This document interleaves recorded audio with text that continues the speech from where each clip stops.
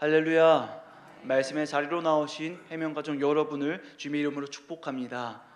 오늘 이 시간 근심과 위로라는 제목을 가지고 함께 말씀을 나누겠습니다. 이제 잘 아실 것 같은데요, 바울의 세 아들이 누구였을까요? 디모데, 디도, 오네시모입니다. 이게 디도가 바울이 직접 낳은 아들들은 아니지만 영적으로 낳고 영적으로 키운 아들들을 디모데, 디도, 오네시모라고 그랬습니다. 이 말씀에 대해서 저희가 디도서를 처음 나누는 시간들을 함께 배웠습니다. 디도서의 말씀을 통해서는 저희가 아들 디도에게 보내는 아버지의 그 사랑의 교훈들을 함께 살펴보면서 나아갔습니다. 그런 사도 바울이 아들 디도에게 맡긴 중요한 사명 세 가지가 있었습니다. 디도서 말씀을 나눈 첫 시간에 함께 나눴었는데 혹시 기억이 나실까요? 네, 함께 또 기억을 되새겨 보면서 나누겠습니다. 첫 번째는 디도에게 맡긴 것이 너가 고린도 교회에 가서 바울의 그 사랑의 마음을 전하고 고린도 교회에 있었던 오해를 푸는 것이었습니다. 그 고린도 교회의 오해 속에서 이제 디모데도 보내고 사도 바울도 노력했지만 그 오해를 푸는 것이 쉽지 않았습니다. 하지만 다행히 그 디도를 통하여서 그 사랑의 관계가 바울과 고린도 교회와의 관계가 다시 회복이 될 수 있었습니다. 두 번째는 바로 예루살렘 교회에 연보를 보내는 것이었습니다. 예루살렘 교회가 환난과 가난으로 인해서 너무나 힘들어할 때 그 고린도 교회가 함께 모은 사랑의 연보를 예루살렘으로 전달할 사람이 필요했습니다. 너무나 큰 돈이었기 때문에 아무에게나 맡길 수 없었는데 이제 다행히 디도를 통하여서 그 큰 돈을 책임지는 막중한 전달자 역할을 디도가 잘 감당하게 되었습니다. 또 세 번째는 저희가 디도서 말씀을 통해서 계속 살펴본 바와 같이 거짓과 가짜가 가득한 그레데 교회를 하나님의 선한 일을 열심히 하는 일꾼으로서 세워가는 것이 디도에게 주어진 세 번째 사명이었습니다. 이를 위해서 사도 바울은 디도서 편지를 통해서 디도를 가르치고 또 격려해 갔습니다. 그리고 우리는 그 디도가 그 사명을 충실히 해내고 또 그 교회를 하나님의 교회로 만들어 세워갔을 것을 확신합니다. 이럴 때 디도는 하나님의 일꾼으로서 또 영적 아버지 사도 바울의 든든한 동역자로서 주님의 일을 감당한 신앙인이었습니다. 오늘 이 시간에는 그 디도에게 주어진 첫 번째 사명, 고린도 교회와 바울 사이에 그 사랑의 전달자 역할을 하게 된 것을 함께 들여다보고자 합니다. 디도는 근심을 전달하고 또 위로를 전달하는 일꾼이었습니다. 첫 번째 무엇을 전달했을까요? 근심을 전달하고 두 번째는 위로를 전달하는 자였습니다. 그렇기 때문에 바라기는 오늘 말씀을 통해서 우리도 근심과 위로를 전하는 자로 세워지기를 소망합니다. 근심과 위로를 전달한다는 것이 무슨 이야기일까요? 이를 위해서는 고린도 후서의 배경을 저희가 살펴보면서 나아가야 합니다. 사도 바울은 2차 전도 여행 때 고린도를 처음 방문했습니다. 그리고 1년 6개월간 머물면서 고린도 교회를 창립하고 거기에 세웠습니다. 그리고 2차 전도 여행이 마무리되고 다시금 3차 전도 여행이 시작되었습니다. 이 3차 전도 여행지에는 주된 사역지가 2년 6개월 이상 체류했던 에베소였습니다. 이렇게 사도 바울이 3차 전도 여행 중에 에베소에서 지낼 때 이제 고린도 교회와의 오해가 생겼습니다. 사도 바울에 대한 그런 오해들이 생기고 그런 불신과 갈등이 생겨난 것입니다. 이런 고린도 교회와의 문제를 해결하기 위해서 사도 바울은 먼저 디모데를 보내게 됩니다. 그리고 고린도 전서도 함께 보내게 됩니다. 그런데 이렇게 디모데를 보내고 고린도 전서를 보냈음에도 불구하고 고린도 교회와의 갈등과 오해는 그치지 않았습니다. 그래서 다시금 사도 바울은 눈물의 편지라고 불릴 정도의 심각하고도 애절한 편지를 써서 디도를 보내게 됩니다. 그게 고린도 후서 2장 4절 말씀에 나타나 있습니다. 내가 마음에 큰 눌림과 걱정이 있어 많은 눈물로 너에게 썼노니 이는 너희로 근심하게 하려 한 것이 아니요 오직 내가 너희를 향하여 넘치는 사랑이 있음을 너희로 알게 하려 함이라 라고 그렇게 눈물의 편지라 불리는 이 편지를 디도를 통해서 고린도 교회로 보내게 됩니다. 그런데 그렇게 보냈던 디도가 이제 바울에게 바로 오지 않고 더디더디 오게 되었습니다. 또 그뿐만 아니라 그 사이에 에베소에서는 소동이 일어나게 돼서 바울은 에베소를 떠나서 드로아를 거쳐서 마게도냐로 가게 됩니다. 이제 여기 보시면 잘 보이실까요? 네, 보시면 이제 오른쪽에 안디옥 있죠? 안디옥에서 에베소 가운데 있는 에베소에서 이제 3차 전도 여행을 하게 됩니다. 3차 전도 여행을 에베소에서 주로 있다가 말씀드린 바와 같이 에베소에서 소동이 일어나서 위쪽에는 드로아로 이동하게 되고 드로아를 거쳐서 다시 왼쪽 그리스 땅인 마게도냐로 이동하게 됩니다. 이제 이게 지금까지 저희가 살펴본 이동 그런 시간을 저희가 살펴보게 됩니다. 이제 지금 그러면 사도 바울이 지금 어디에 있을까요? 지금 마게도냐로 이동한 참입니다. 에베소에서 드로아를 지나서 이제 마게도냐로 도착했습니다. 그런데 그 마게도냐에 있을 때 디도가 이제 마게도냐로 와서 그 고린도 교회 소식을 이제 전해주게 된 것입니다. 바로 그 말씀이 오늘 본문 말씀입니다. 고린도후서 7장 5절에서 7절 말씀입니다. 우리가 마게도냐에 이르렀을 때에도 우리 육체가 편하지 못하였고 사방으로 환난을 당하여서 밖으로는 다툼이요 안으로는 두려움이오노라. 그러나 낙심한 자들을 위로하신 하나님이 디도가 오므로 우리를 위로하셨으니 7절 말씀 다 같이 읽겠습니다. 그가 온 것뿐 아니요 오직 그가 너희에게서 받은 그 위로로 위로하고 너희의 사모함과 애통함과 나를 위하여 열심히 있는 것을 우리에게 보고함으로 나를 더욱 기쁘게 하였느니라. 아멘. 디도가 바울에게 와서 전한 것이 무엇입니까? 바로 소식과 함께 고린도 교회 그 사랑, 위로를 그렇게 보내주게 됩니다. 고린도 교회 그 사랑과 사모함과 애통함과 열심히 있는 것을 디도를 통하여서 이제 사도 바울이 받게 된 것이죠.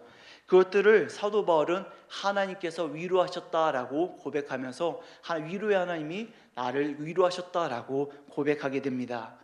앞서 저희는 고린도 교회와 또 사도 바울 간의 갈등을 통해서 사도 바울이 얼마나 마음을 썼는지를 알 수 있었습니다. 디모데도 보냈고요, 고린도 전서도 보냈습니다. 그래도 해결이 되지 않자 다시금 디도를 보내서 눈물의 편지를 보내게 되었습니다. 그리고 그 결과 이제 디도를 통해서 들어온 답신이 뭐라고 하나요?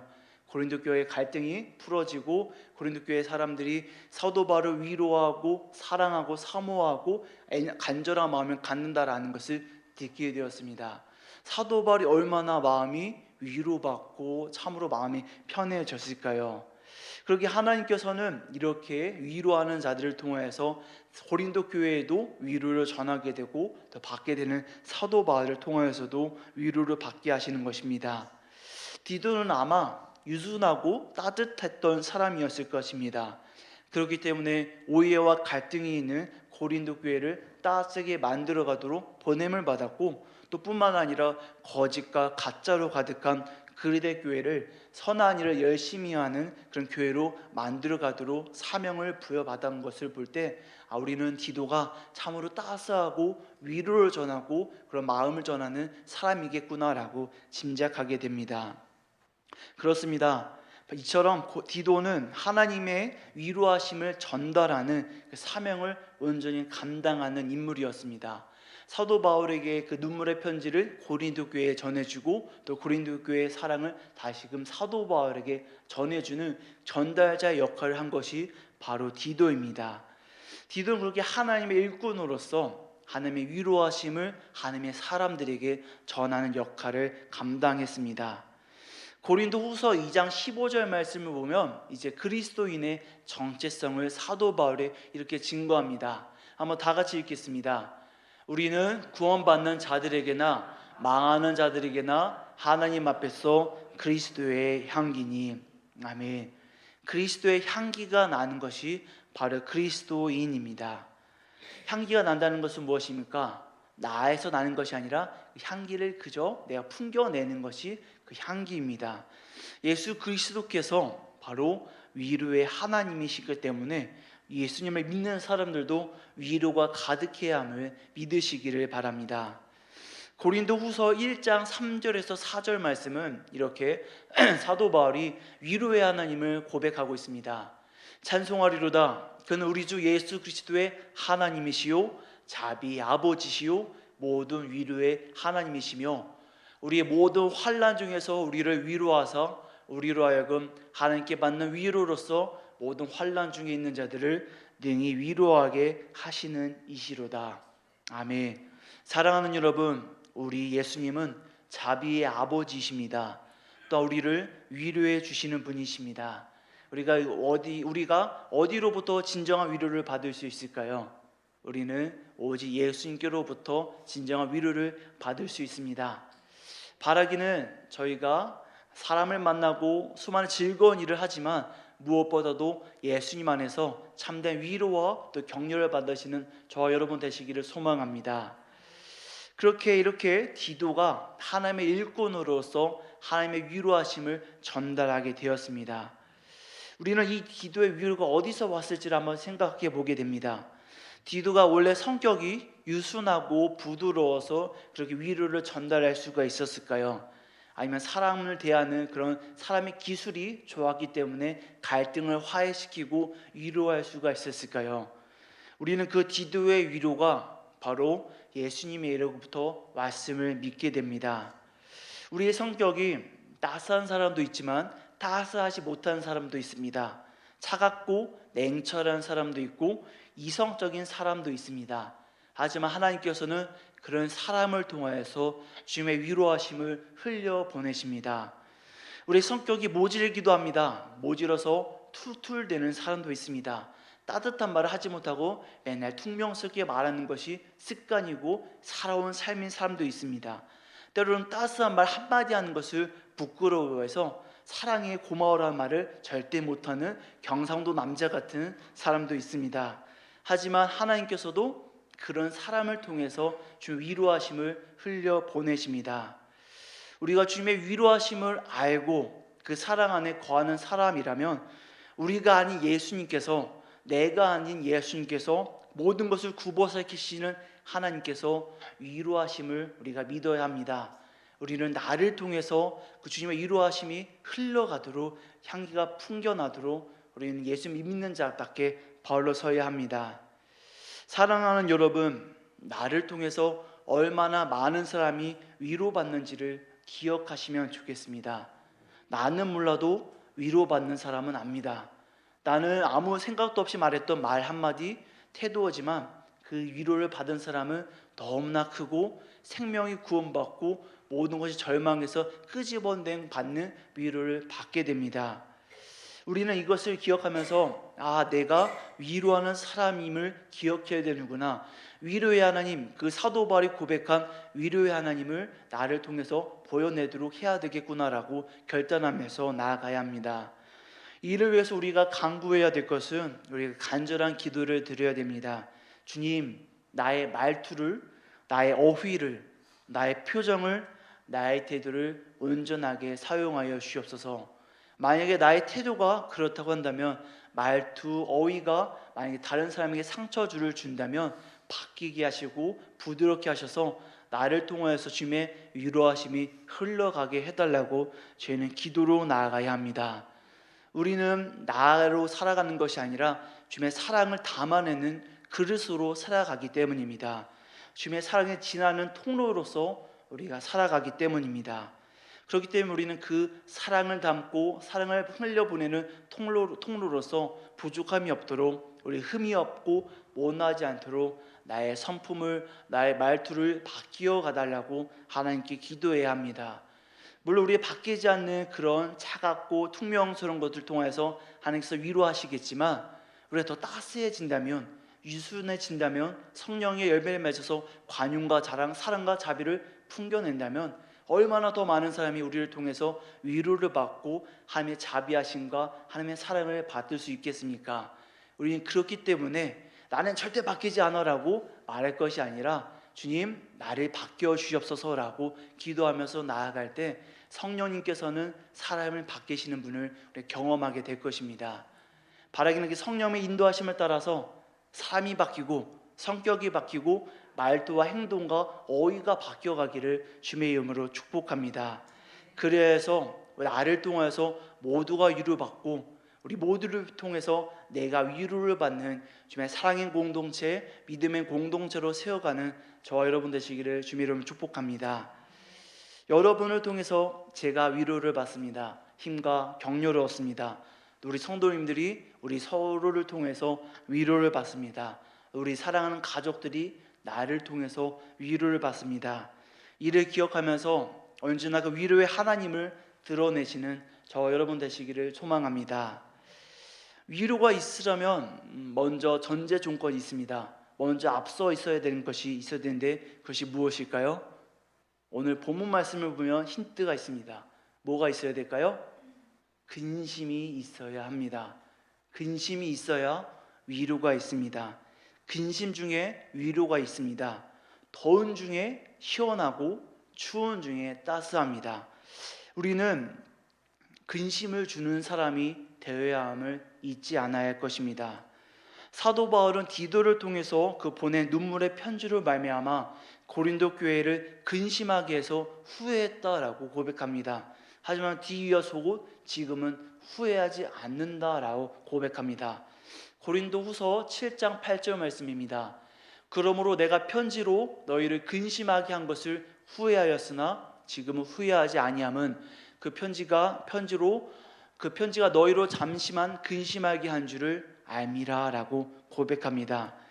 우리는 사도 바울이 전한 근심, 그 근심이 부정적인 것이 아니라 오히려 더 큰 하나님의 뜻을 이루는 길인 것을 저희가 알게 됩니다.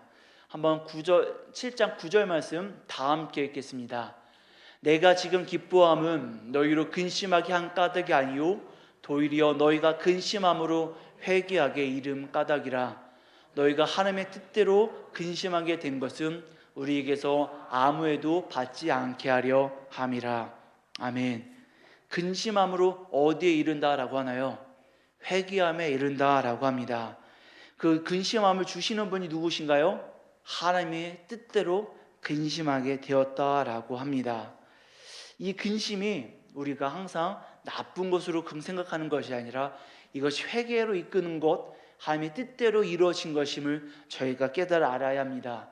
이것을 우리가 믿으려면 먼저 전제 조건이 우리 모든 것들이 다 하나님께로부터 왔음을 저희 믿음으로 나아가야 합니다. 우리가 이것을 잘 알고 계시고 믿음으로 고백하시죠. 우리가 살아가는 모든 것, 때로는 근심과 슬픔과 걱정과 아픈 모든 것들마저도 하나님께로부터 왔음을 우리는 믿습니다. 우리는 그것을 고백합니다. 우리는 하나님을 의지하면서 나아갑니다. 이것을 우리가 전제로 나아갈 때 내게 있는 모든 것들이 다 가하며 모든 것이 다 의로우며 하나님 뜻대로 흘러가는 것임을 믿으면서 고백하게 됩니다. 그럴 때 우리는 근심마저도 하나님의 뜻대로 된 것이구나라는 것을 이해해야 합니다. 맞습니다. 하나님께서는 우리를 근심하게 하십니다. 우리를 근심하게 만드시며 우리를 근심의 전달자로 세워주십니다.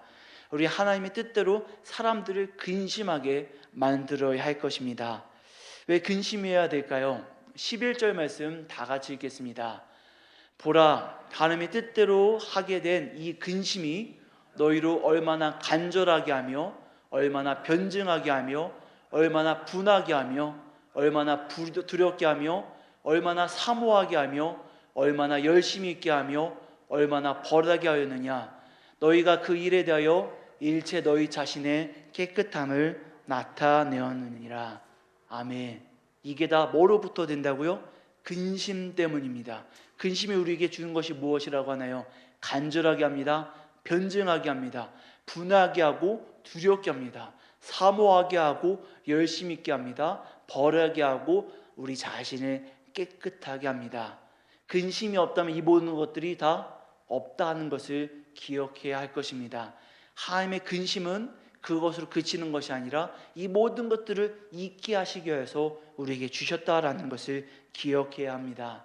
그렇기 때문에 우리는 우리에게 주신 근심을 기쁨으로 감사함으로 여기고 근심에서 그치는 것이 아니라 근심을 통해서 내가 어떻게 해야 될 것인가, 어떻게 이런 고린도 후서의 말씀대로 나아갈 것인가를 우리가 깨달아 알아야 할 것입니다.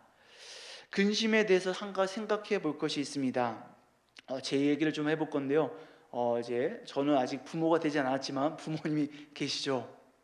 저는 부모님과 멀리 떨어져 산 게 오래되었습니다. 제가 고등학교 가면서부터 기숙사 생활을 했기 때문에 17살 때부터 계속 부모님과 떨어져 지냈습니다. 한 17년을 이제 부모님과 떨어져 지내면서 이제 또 자식들 마음으로 죄송하지만 쉽게 연락을 드리는 게 참 어렵습니다. 열심히 살다 보면 계속해서 전화 드리는 게 쉽지 않아서 무소식이 희소식이다라고 잘 전화를 드리지 못하게 됩니다.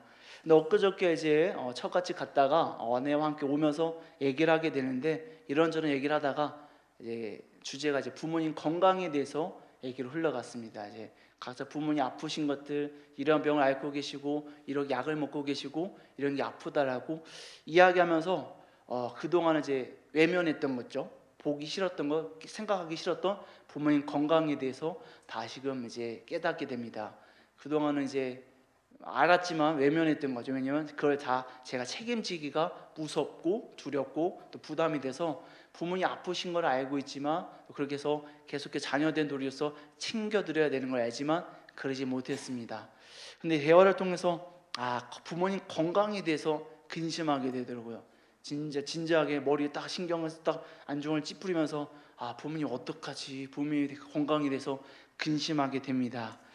그리고 제가 결심한 게 있다면 앞으로 매일 부모님께 전화를 드려야겠다라고 결심하게 되었습니다. 그래서 오늘 아침에도 어제도 부모님께 전화를 드려서 어떻게 지내시는지, 일정 어떻게 되는지 물어보게 됐습니다. 근심은 이처럼 거기서 그치는 게 아니라 그 다음 단계로 더 많은 사랑과 또 사랑을 베푸는 방법으로서 우리를 인도하는 것이 바로 근심입니다. 근심이 없다면 저는 끝까지 계속해서 부모님을 모른 척 했을 수도 있습니다. 물론 이게 작심삼일로 그칠 수도 있겠지만 그래도 마음 다해서 부모님에 대해서 건강을 신경 쓰도록 계속해서 해 나가야 될 것 같습니다. 사랑하는 여러분 얼마나 근심하고 계십니까? 얼마나 나를 위해서, 우리 자녀를 위해서, 우리 해명교회를 위해서, 이 세상과 온 창조 세계와 온 세계의 자연을 위해서 얼마나 근심하고 계십니까?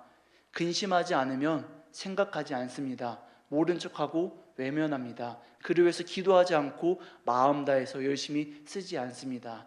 하지만 근심하게 된다면 그 근심이 나의 영혼을 찔러서 우리로 하여금 기도하게 하고 무릎 꿇게 하고 사랑하고 섬기게 하게 됩니다. 바라기는 근심하는 저와 여러분 되시기를 소망합니다.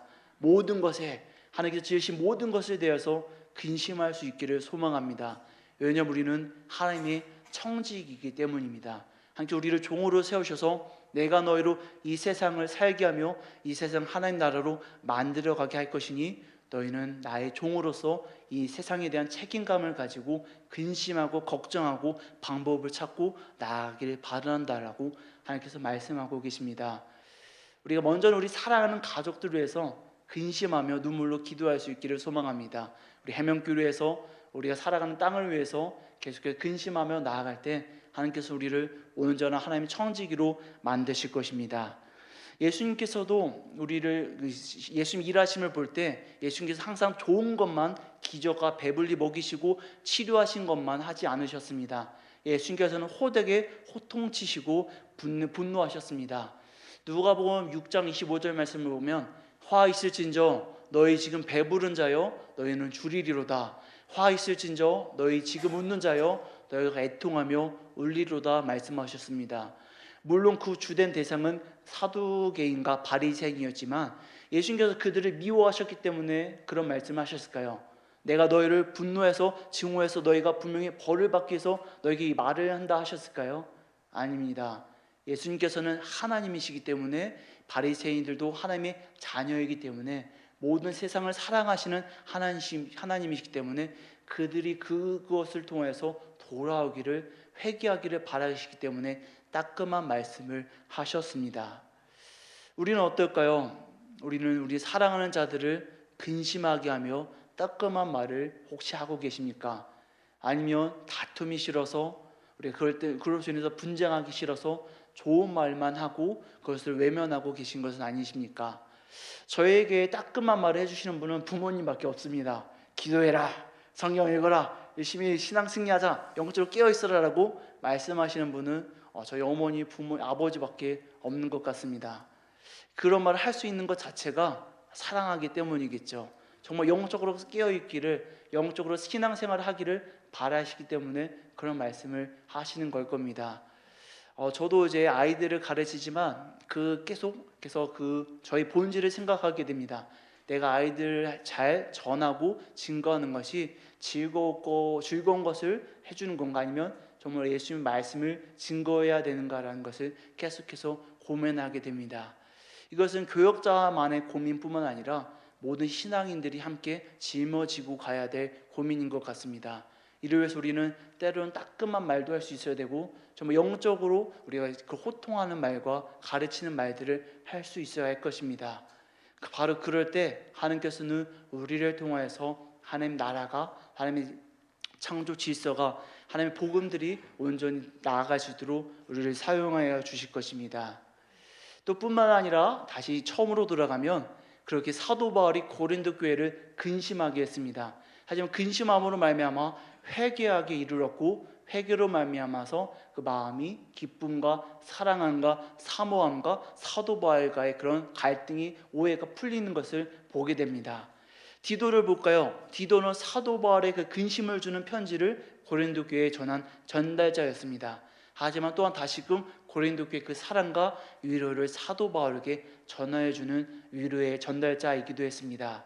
이것이 바로 우리의 정체성입니다. 우리는 근심을 주는 근심의 전달자이기도 하며 위로를 주는 위로의 전달자이기도 해야 됩니다. 우리 근심만 줘서도 안 될 것이고 위로만 줘서도 안 될 것입니다.